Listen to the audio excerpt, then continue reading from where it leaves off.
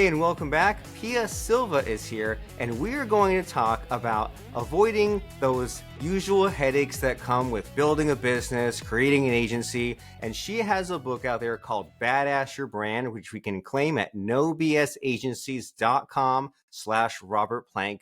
Pia Silva is the founder of No BS Agency Mastery, and she teaches 1 to 2 person branding agencies to scale to 30K months without employees. She's a TEDx speaker, host of the No BS podcast, author of Badass Your Brand. We're here to solve some problems, to get out of our own way, to do things properly, strategically, so that way we can build a business that is fun and exciting and grows and give us all that fulfillment. So Pia is here to help us. And Pia, how are you today?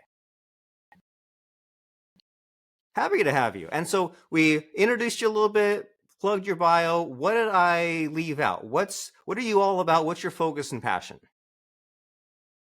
Like helping creative people figure out the business side. I work with so many people who are really passionate about the work that they do, the clients that they work with, but it's all the stuff around doing the work, the actual getting of the clients, closing them, the managing of the projects, the managing of the money that takes up a lot of their time and energy. And because they're not doing it effectively, efficiently, don't have a process for it, it just sucks their soul. So I love helping them with that part so they can get back to the thing that they love. And if you're watching, like my husband's an artist, I'm all about helping the creatives do their art, and I love to do the all the things around it that make that art possible. Well, very cool. So it seems like if we don't have your help and we're creative and we're passionate, then we'll go about it the wrong way and we'll grow to dread it. And we'll say, why the heck did I even get into this? And like when I was growing up in my little small town, there was some guy and he built like these like miniature cities. He built like these little streets and buildings, and they were really impressive. It took him like a year and a half to make this one monstrosity. And then when he'd sell it, he'd make like $1,000. And I thought, like, man, that's it's sad, right? Why isn't it selling for like 100,000? And so, but then you think if you're kind of young and naive that like, well, I'm just a sellout and I'm being McDonald's, right? I'm not being like a wild card. So what would you say to someone who maybe is not tapped into this problem or doesn't think it needs fixing? Yeah, I mean, it is a common situation for creatives to undervalue their work or not feel like they can charge what it's actually worth. And, there's some validity to that because when people are like, we'll use design and branding, right? These are the people that I generally help. It has a inherent worth for a business when you build a brand that's going to effectively help them attract clients and make sales, right? There's a monetary value to that. But in terms of your value to the client, it's not just the thing that you deliver, it's how you deliver it and how well you communicate the value of what you deliver by connecting what you make to what they are ultimately trying to achieve. So let me give you an example. Like I just did a client recently. I actually rebranded a business that I branded 10 years ago. And when I am presenting the work, the redesign of their whole brand, it looked like a different version of what they had, but the meaning behind it and the strategy behind it, how we were changing the way that we were speaking to them, had to be communicated to the client when I showed her the entire brand. And as soon as I showed it to her, she got it and there were no revisions. And I think that a problem that creatives have is that they struggle for clients to accept their work, and clients often are asking them for revisions and let me see a different version of this and all of that. It's because they're not communicating why they made the decisions that they made and why those are going to help that business owner. And that just creates so many problems on both sides. But the value is often wrapped up in that communication because a client can't present their brand and market it if they don't understand how it actually is strategically getting them to their goals. So I think it's so much more about the process and the communication than just the work. And I think creatives don't see that because they're just absorbed in the thing that they're creating, like this neighbor of yours. He's just thinking about the city that he's building. He's not thinking about the value that it has to the other person and why they would want to pay a lot more for it and what kind of value it's giving them.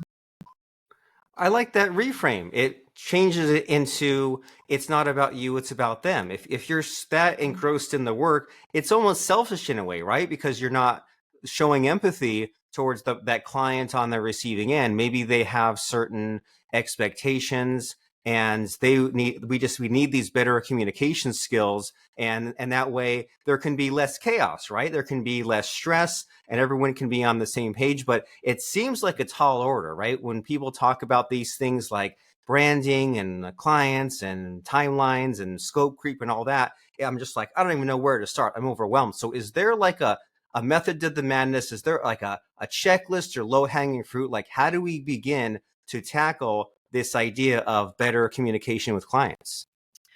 Well, I mean, the way that I teach doing any branding project is you always start with actually a paid engagement. I call it a lead product.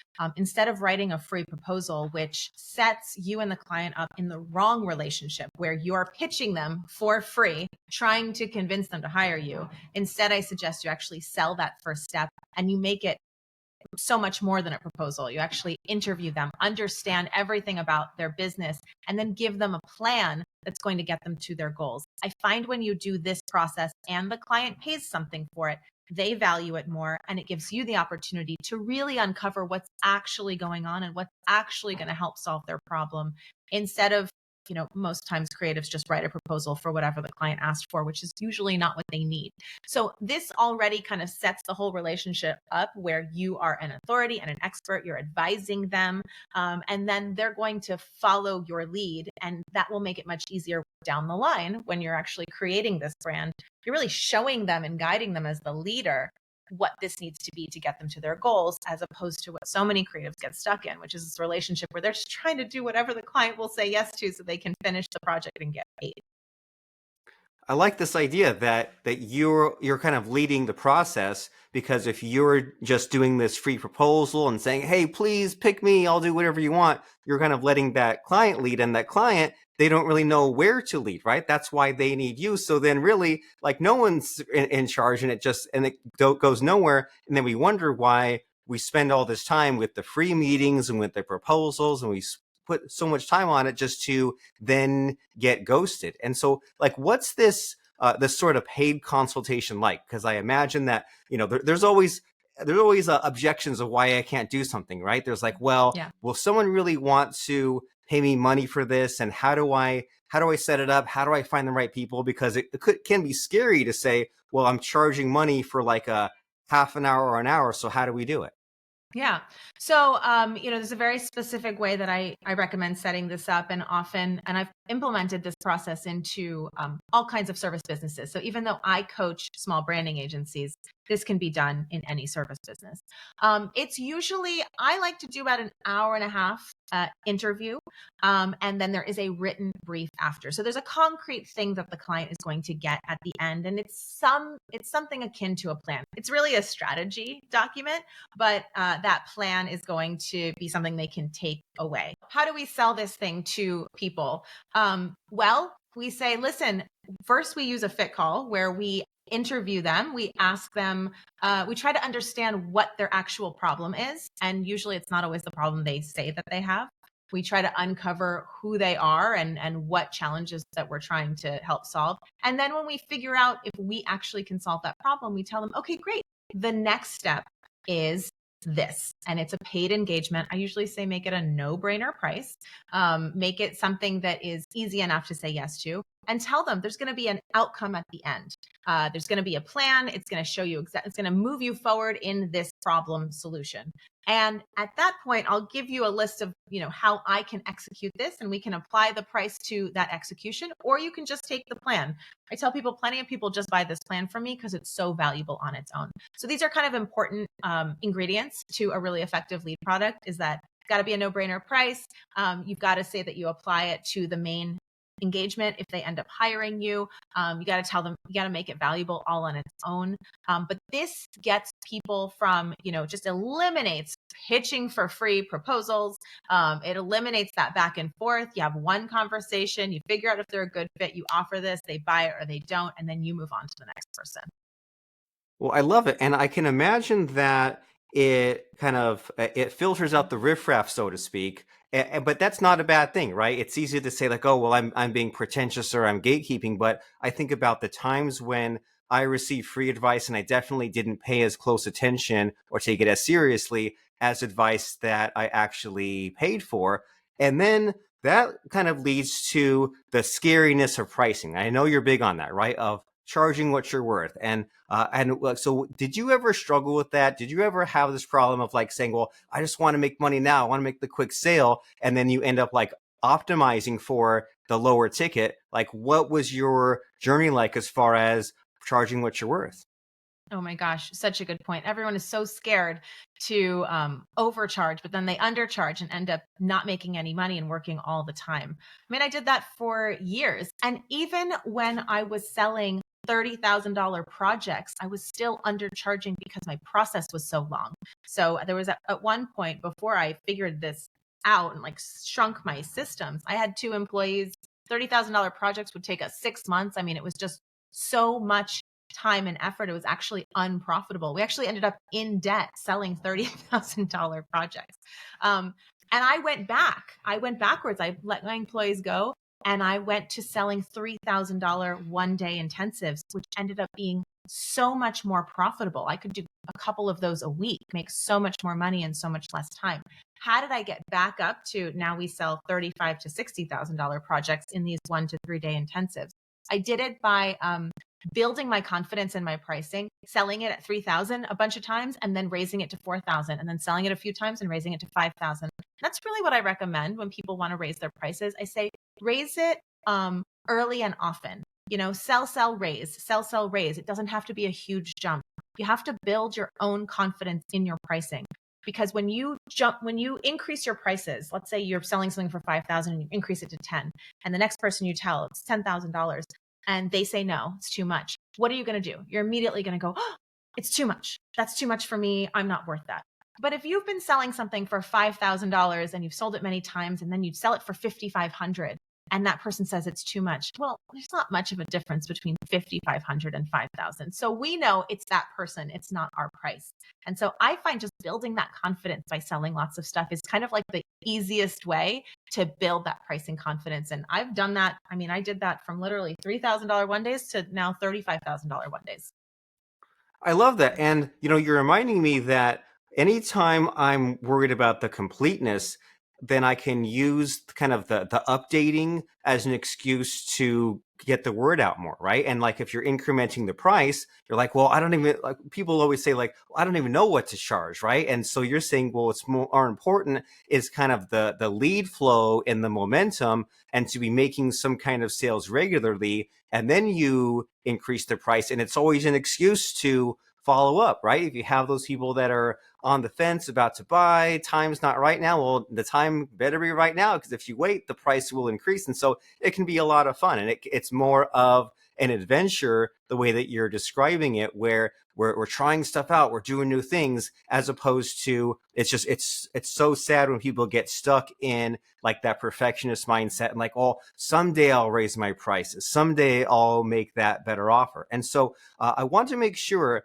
that we have the spotlight on you and talk about what excites you, what you want to talk about. And so in our conversation here, is there like a missing, hidden, invisible question that I should be asking you? I just don't know to ask you.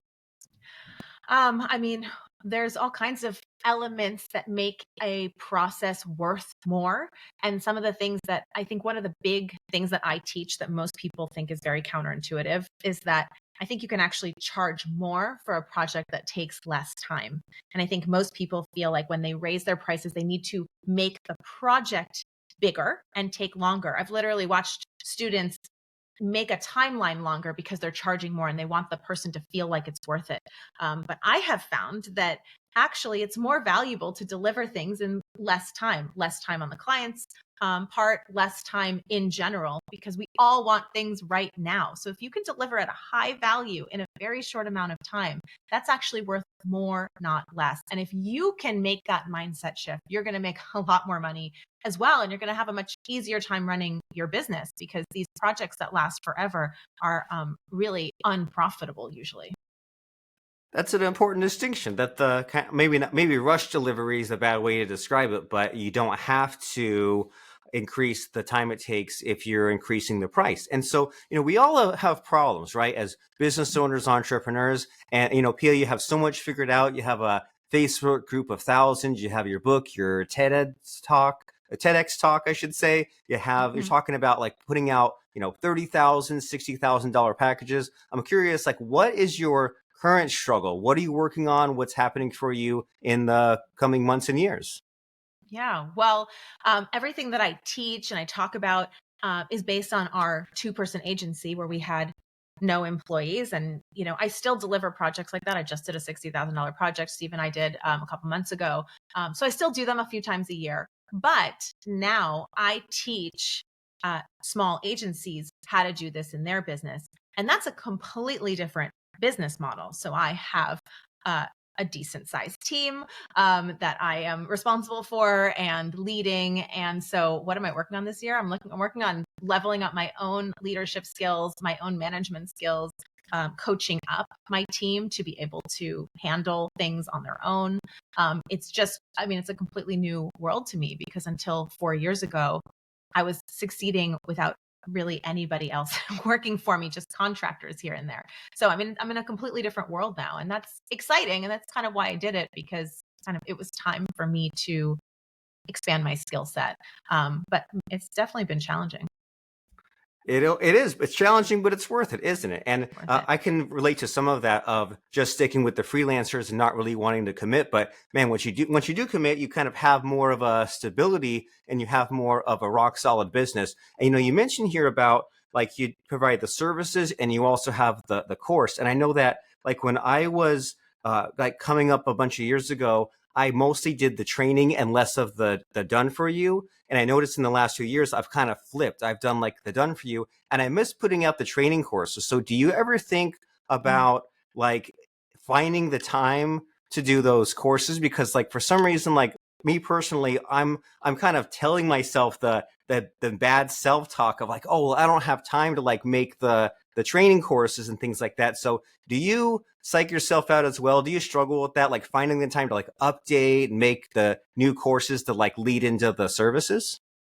Oh, well, no, I mean my core business is this program. So it's a training course. There's lots of content inside and there's coaching and support. So it's a that is the majority of my time. I mean, actually this model that I teach is it's so tight in its delivery. That's why I like do a couple a year because basically I just take myself out of my business for a couple of days, do this project and then go back to my business.